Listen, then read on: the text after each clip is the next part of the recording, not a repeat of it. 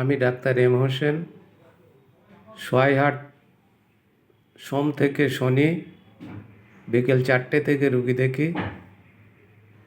আজকে আমি একটা ছোট বাচ্চার দমের কষ্টের বিষয় নিয়ে বলবো।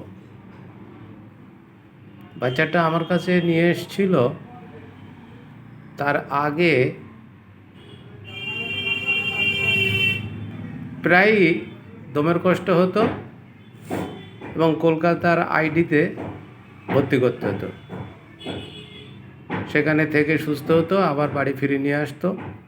আবার কিছুদিন পর তার সেই দমের কষ্ট শুরু হতো।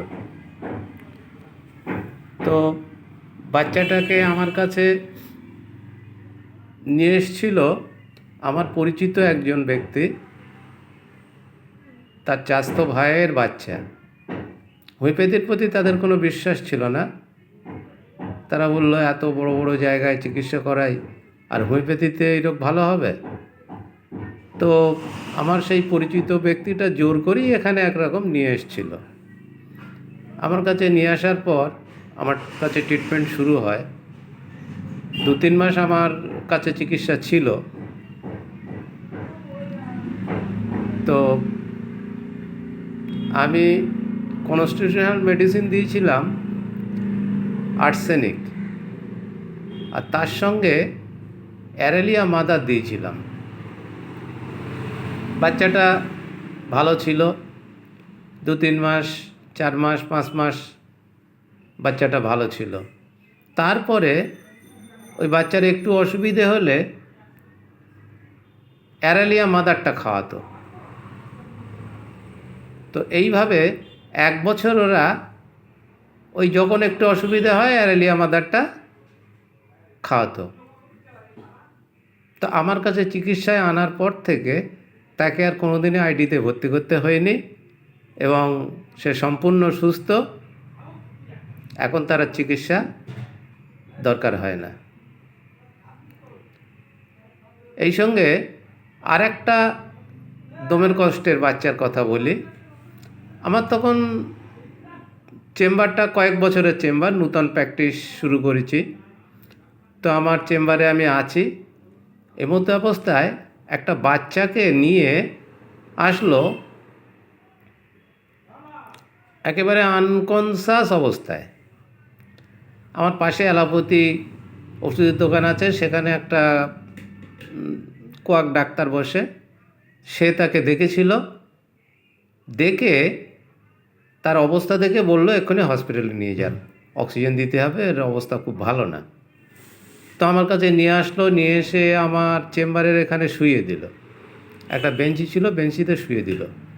বললো, ডাক্তারবাবু একটু দেখেন, তো এই অবস্থা। তা আমি বাচ্চাটাকে দেখলাম, তার কোনো রকম সেন্স নেই, একদম চুপচাপ হয়ে পড়ে আছে, পায়ের দিকটা একদম ঠান্ডা। তো প্রথমে বাচ্চাটাকে আমি আর্সেনিক দিয়েছিলাম, আর্সেনিক 6। তো কোনো রেসপন্স পাইনি। তখন